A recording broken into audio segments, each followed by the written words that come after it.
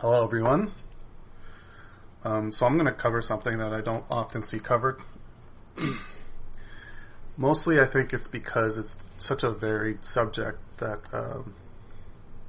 it's kind of hard to pinpoint how to explain any of this. So instead of telling you what to do, I'm going to just show you what I do and why I do it, and maybe it'll give you ideas. So to break what this video is down is basically how to handle sketching in a variety of ways that best benefits what you're doing. The problem with, I think, a lot of people is they'll see someone sketching, especially people tend to obviously find people who are very skilled online and see that they see the end result of a lot of things and assume a lot of their sketches are really clean. But from my experience and what I've seen, the sketch is always just its use is for the user, not for anyone else. So if it's functional and it gives you great results, it really doesn't matter what that sketch looks like. So I'm going to break down a list of ways I've sketched and I've seen other people sketch and I've simulated to see what kind of results it gives me. Some I kind of gravitate towards more because I'm more comfortable with them, even though other varieties give me better results. I just feel really uneasy using them, which is kind of weird, but that's how art works. It's not always a very clear-cut system. So I'm going to start with the marker mode. So basically this is pretty popular. I've seen a lot of people do this. You basically grab a marker style brush, marker style brush in this sense is any brush that kind of functions like a flat semi-transparent mark like this. This is pretty functional because you can kind of lightly draw an idea and then you can get in deeper. I do this a lot with my drawings. I'll draw a character. Let me just draw this here. I'll draw a really bad environment. You can see right here, put a house over here. I want to kind of define a certain area, so I'll use the same kind of marker tool. And then because the marker works in a way where it doesn't erase opacity, I can kind of come in on the same layer and do stuff like that. I have another marker variation I use. Works similar but has a different texture to it. I've been using it a lot lately. You've probably noticed it. I'll get into why I use this more than my marker now, even though it looks crappier and it has more jaggeds and it's textured more. So we'll get to that in a minute. So the next thing to cover I do quite often, especially with thumbnailing, is I zoom in to around 300 to 400%. I use a really sharp brush with a bit of softness, and I sketch my details. And the reason you'd want to do this, you're like, well, you don't have any detail. You can't even draw a fucking face. That's the fucking point. Oh, I'm swearing. Hey kids, if you're watching this, I'm going to swear. Alright, so, what are you doing watching my channel anyway? Jesus Christ. The goal here is let's say, man, I really want to just get these ideas down, but I don't want to fucking I always get into these details. And it always slows me down. So just zoom in until you only have enough pixels to describe simple shapes. I mean, if you've got to zoom in really hard, like there's only so many things I can tell with at 1600 pixels, which is the most I can zoom in. If I got to draw a little guy over here,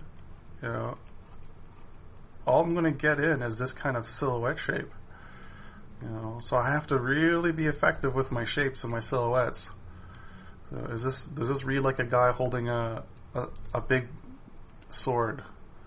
Does this cape read? Well, if it does, it means you very likely have a working silhouette. But the reality is, not the reality. Anyway, the point is that if you use a low res drawing style like this, which I actually used to use a lot when I had a hard time scaling back my details, it'll just prevent you. You literally can't do this. And a lot of things I'm going to show you is actually stuff artists do traditionally, using a fat marker or using a big charcoal block or using, a carpenter's pencil. They aren't doing this just to be, fucking hipster artists that are just, look, I'm using something else. There's a function and a purpose to drawing big, and there's a function and a purpose to limiting your color palette and all these other kinds of self-imposed limitations. So here's another one. Looks like I labeled it under noise. Basically, if your brush is sketchy enough, it's hard to kind of get details in again. So you're just kind of focusing on shapes and form and, on general ideas. I don't even know what the hell this is. It's like a deformed furry thing. Hey guys, I'm a furry. Teeth. And so, that's another option you have. I'm not too fond of that. I've always got some noise in my brushes, but I don't go overly crazy with it. It's fun to draw hatching and stuff in it too, because it just gives a nice appeal. Brush shape. So this brush, a lot of my brushes are actually kind of interesting. They're triangular, and you can see it here. This one is slanted, and it's not even slanted flat. It's actually got a diagonal shift to it. And believe it or not, as frustrating as I could see someone be annoyed with having to constantly not be able to get a perfect stroke, this is intentional. I don't want to have to consider, basically you're putting yourself in a situation with a perfect, if you're using perfect sharp brush like this, that's not even one. If I'm using this, then I do a corner, then I'm tempted to fuck around with shit. Don't. And if you're not tempted and you can work function without having to go futz with lines, that's awesome. Some people can't. I can't. I'll see I'll know that my brush does this, so I can't come and fix it because I know it's a fruitless endeavor. Because as soon as I start fiddling with it, I'm using a brush that can't even manage the job properly. So I'm actually intentionally putting flaws into my sketching tools so that it focuses more on blending and on other aspects and less on here. I'm not going to get that, but that's the purpose. The purpose is I just don't want to have to focus on that. I'm going to actually add another thing here because I forgot about it. Color. So next is, sketching with the soft tool. Okay, back to this thing. What's going on? It's blurring now. Oh, here we go. So I have a tool here that I use, and it's just like a blurry doodad. And I think I've got two blur brushes I use. This one I keep having to reset because I keep crashing out. And it's actually really not very optimal. But if you want to get, some shapes in and see what they look like real fast and not commit to anything, as soon as you shrink the brush, it kind of helps refine what you're doing. So once again, sketching isn't about accuracy. It's about thinking, then exploring. You want it to be readable, but not refined. You want it to function as a previs, and the faster you can get to visualizing a concept and it working for you, the better you are. Does this person look like they're holding, a big gun in their hand? Is their shoulder off? Is everything balanced? Is the head the right size? Silhouette mode, which is a little awkward, although I got a lot of good results out of it, is you literally just draw out what you're trying to do in a silhouette only. And I'm just going to use a big fat brush so that I'm not tempted to do anything but to get that silhouette out. You know, so if I go here, if I want to draw a person, and their gigantic titties, you know, and then I want to, should the hair be like that? Maybe the hair is like down here. And then, you know, you can scrape in a few shapes if you want to like clear it up. You know, is this good?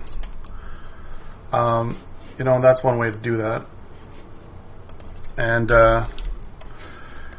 I've used this actually with a lot of positive results. I just always feel really kind of lost when I do it. I don't feel too comfortable doing it. And then maybe that's a good thing and I need to keep it up. Red line is not really, doesn't need to be red. I just called it that to remind me what it meant. It reminds me of those Japanese animation illustrations where they're just using a red line to kind of, they're using fairly obvious geometric construction lines. And I'm going to draw a terrible hand here. You've probably seen these. Anyway, the point is, it's just a very obvious, very strong line that's kept kind of limited in the sense that they obviously are just trying to reduce the stroke count. That's a terrible idea to draw a hand. But you've seen these, you know, you've seen it when they do limited body styles. Usually it's pretty common when you see board breakdowns and animation breakdowns for anime. You know, so they'll do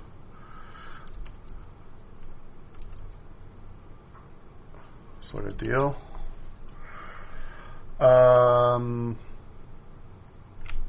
Background is essentially the background color. Now, often you guys will see me drawing on a slightly darker background or a color background. Genuinely speaking, this is a preferential thing in that it's a combination just not killing your eyes and a combination just feeling pleasant. It's sometimes weird because some people really get great results working on a paper texture because the paper breaks up all the lines, so they're not like, once again, they're not focusing on their lines. You know, so sometimes when I do color, I'll just grab some colors that feel good together. That doesn't feel good together at all. You know, and then you just kind of off you go.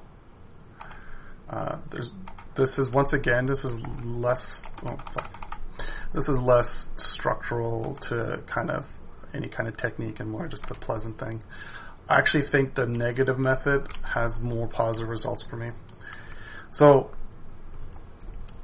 sometimes you'll see me drawing in a chalkboard method, and the reasons why this actually works is there's a few things you can't do in chalkboard. Is one, you can't really highlight anything. You can't put any shades in because it looks weird. So if you do like, you know, if you do like a mouth, you know, if you do like a mouth and you start shading in the mouth, it just looks like there's white in the mouth. You know, but you can still kind of pull off some things here. The other thing chalkboard kind of does is you're not really ever going to get any of that detail you want in, and it's really high contrast, so it's hyper visible what you're doing while still being low fidelity, so you can get a really clear idea of all your shapes. You know,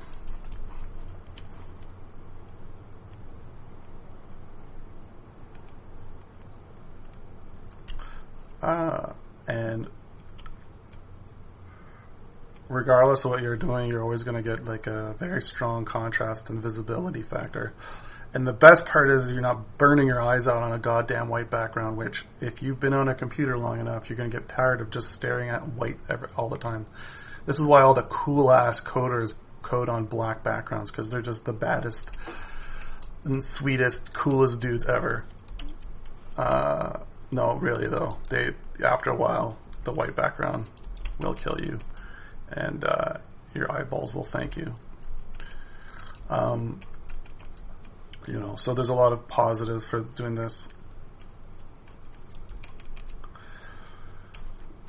Mostly similar reasons to what I've mentioned before. You've got low fidelity but high visibility and previs. Pen grip, so I'm going to explain this really quickly. There's different ways to hold a pencil, and sometimes I'm going to draw a terrible hand. Sometimes I hold it. So you got to look at my goddamn hand here. Sometimes I hold this bad boy like this. Is that visible? Does that look like anything? Okay. Sometimes I hold it like this, which is kind of a slight angle. Or sometimes I hold this guy right up and down. And the reason I do this, and I don't do this for sketching, well, depends. If I'm holding this in the claw here, up and down claw, and I'm just doing it right now. If I'm holding this in the claw, and I just don't move my wrist, I move my elbow around, I get nice sweepy curves, and you get the best pressure sensitivity when your stylus is up and down, because when it's up and down, you get your full range on the the stylus pressure detecting. When it's on the side, it's kind of rubbing against the channel where the stylus holds itself, so it's kind of hitting a bit. Here, I'll show you that this is the tip, and this is the channel it sits in. When it's on the side, it's kind of rubbing against this side here, so you're not getting a perfect up and down pressure on the actual device that detects pressure. And then there's the kind of loosey-goosey, you know, you can be doing this sort of deal.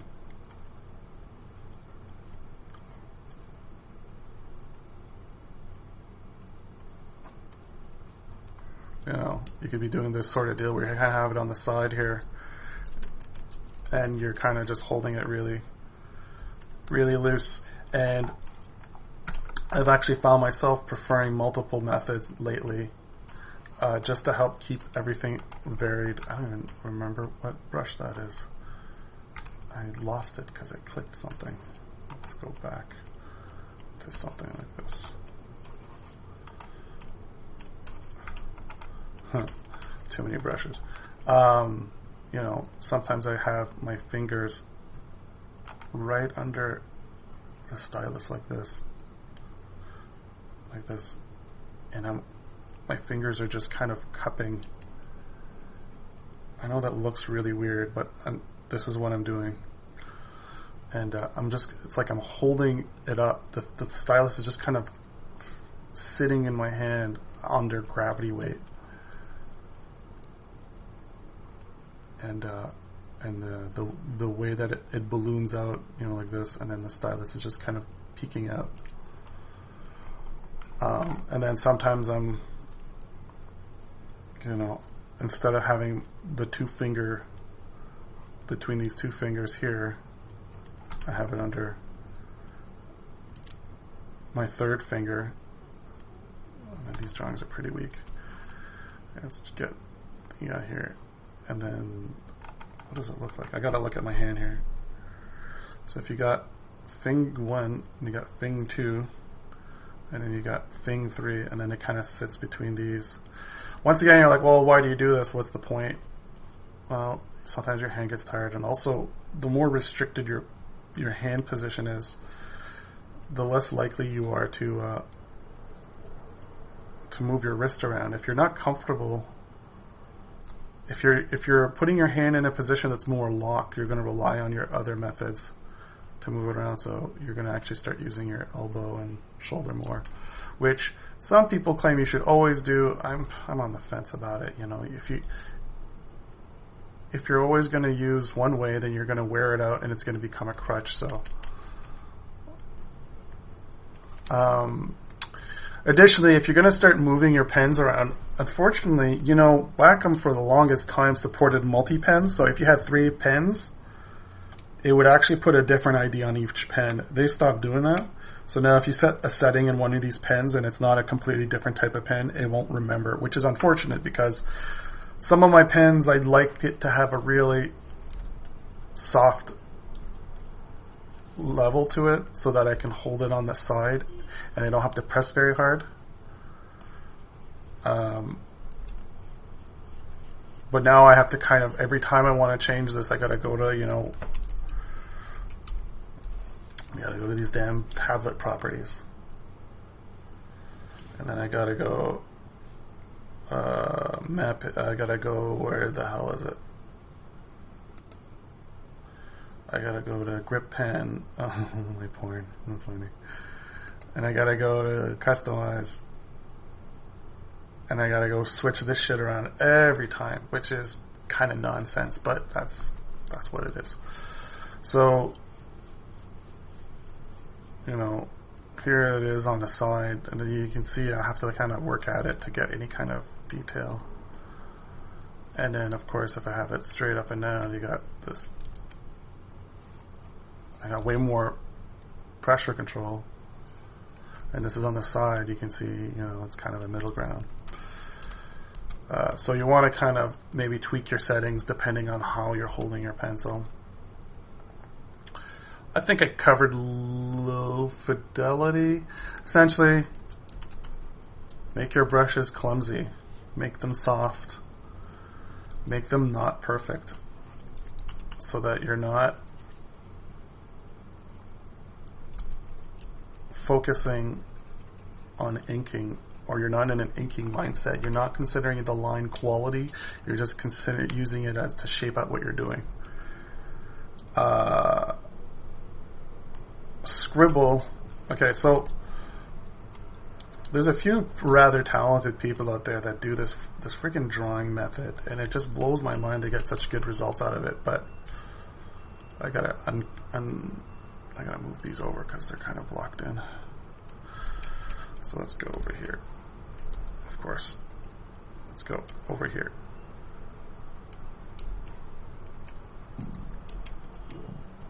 Okay. Alright, so JJ Frenchie and Breckus are most notable for this method.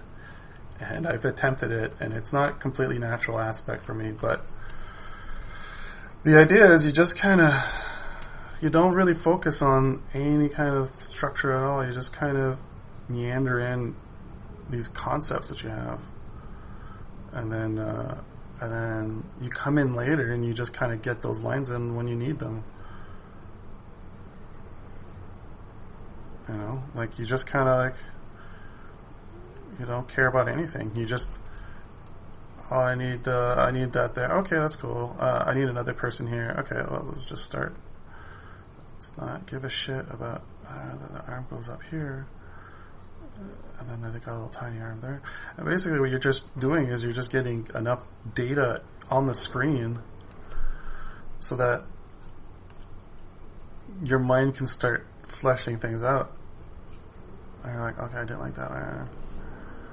Yeah, let's do that there. Okay, this person's leg, and let's just draw it. And you're really never erasing. You're not doing anything except just filling this out until it works for you.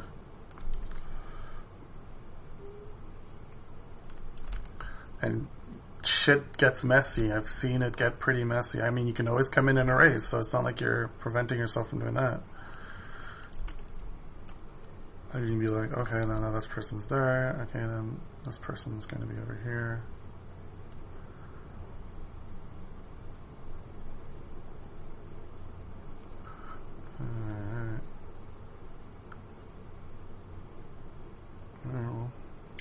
And I think the concept is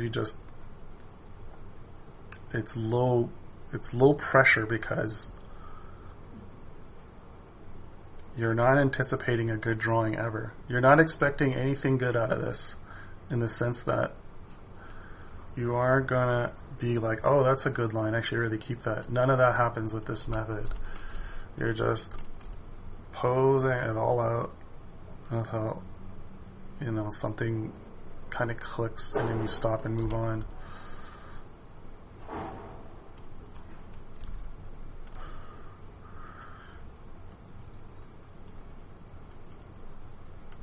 You know, so I got here these three people with shields and these people on the ground here. And, you know, this looks like scribbles to you, but I can sort of see what's going on here. And then, you know, at some point I can come in and kind of erase a bit. Alright, and then you just come in again and just redo the process. Kind of clean up some ideas. Break it down a little more. Right? These lines serve only you, no one else. So, do you really need a really clean sketch that you're not even sure you like or works? Like, if you're the only one consuming this, its functionality is way more important than anything else. So if you need to get surface details, if you need to break down some shapes, you know. So there's all that sort of detail. Let's move that over to here, because I need room for structure. Next in the thing is the structure, which, I mean, sometimes what happens is, you know, when you're drawing and you keep banging your head against this fucking issue and you're like, oh man, I really need to get this thigh to work, and some people are always drawing structurally. I don't personally advocate this because I feel like a structured geometric sketch will always give you a similar, very consistent result, with no real room for exploration. So sometimes I find that it's better to rely on a structural geometric sketch style when you're trying to break down something that you've had problems just trying to visualize. So here I've got a shoulder and I'm drawing the outer sockets to these so that I can see kind of where they're aimed at. Also, if you're not very good at doing it, it doesn't help as much, which is unfortunate for me because I really need to bone up on my shape game. You know, these shapes should be easier for me. But sometimes you gotta just break this down as geometrically as possible. Some people really like the results of a geometric breakdown and will stick to it, which is fine. Of course, this whole hip area is a mess. So let's see if I'm going to try to break down the leg into some geometric shapes. One of the benefits as well of geometric sketching and structural sketching is that you can get a good feel for things being off way faster. Just because a socket won't fit properly. Like, it's just a matter of the pieces aren't working together. And if they don't work together, it's because, you know, there's a geometrical or a structural issue. So right here I've got this ball socket I need to get in there as well. You know, and hopefully everything kind of fits in. How you decide to break down the body is also up to you. You know, and if you got a head at an angle, you can do the roundy sphere, you can do the box, you know, all these methods, you know. So for instance, let's say you're going like, oh, okay, I got this character, and they're like this, and you know, they're like this, and then you're having a hard time, let's say, placing the breast. Well, just break it down into a shape. Just do the crossings and draw where it contacts the skin. You know, visualize that. If you got another piece, you got the breast and the bicep area, you know, break that down until it looks right to you.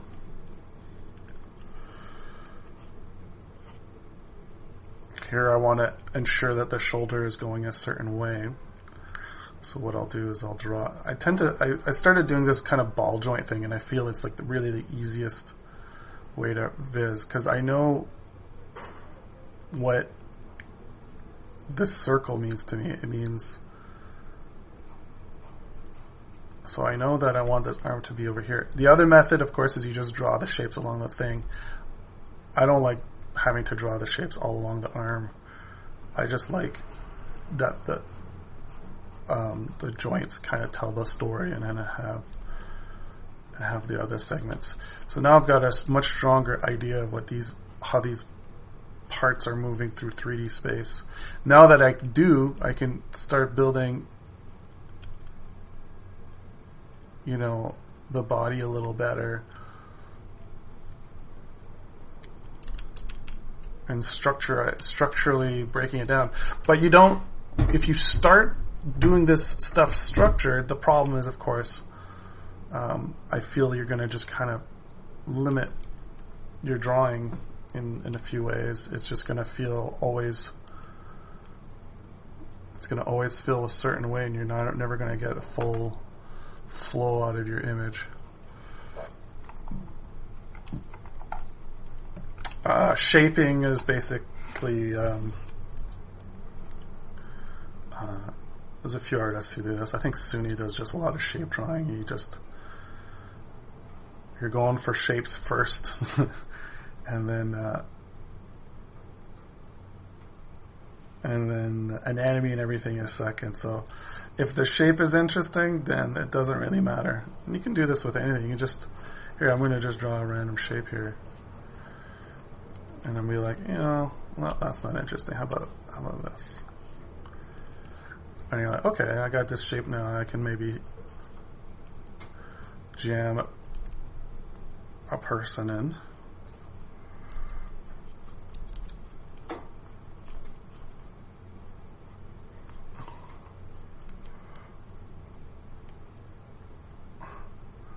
You know. So you're kind of either shaping the whole thing, or you're getting just large shapes in, visually kind of building up based on a shape you like.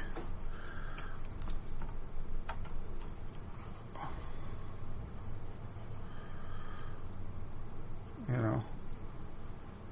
So this is a bunch of shapes here. Now I'm going to start refining it. It's a butt, if you didn't know.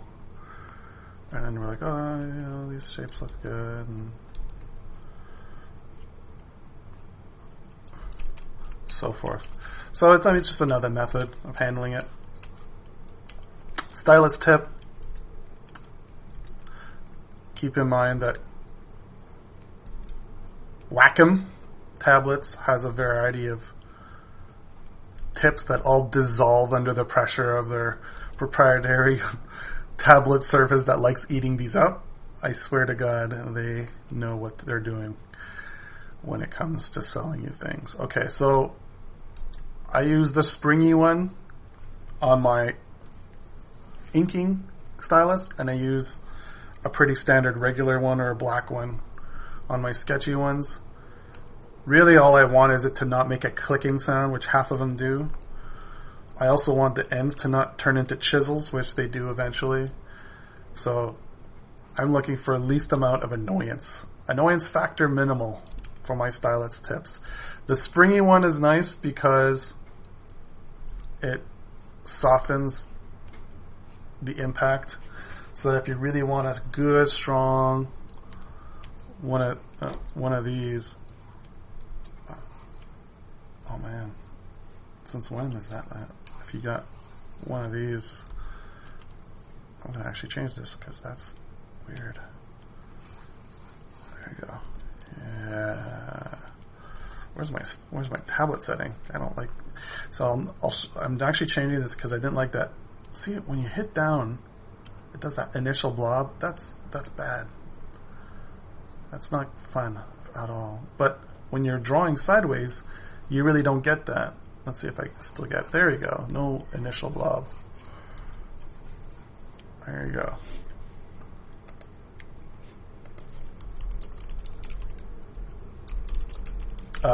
And then finally, lastly, color. And this is really not that important. I mean, I don't know. I'll tell you what, it's more important for inking than anything else. I always kind of draw with some level of color. I never go straight to black, and it's just because contrast is good, but too much contrast is just jarring, and then you spend too much time, or like, it feels too committal. Like if I do this, I'm like, man, everything's so dark, and I want to start fixing things. So, just find a good color that's nice and light. It shows good contrast without being, aggressive on your eyes. And that about covers it. So hopefully that'll help some of you who are confused as to what to do when you're trying to draw or sketch or whatever it is. And hopefully one of these methods will really stick with you and get you the results you want. All right, well, take care, guys.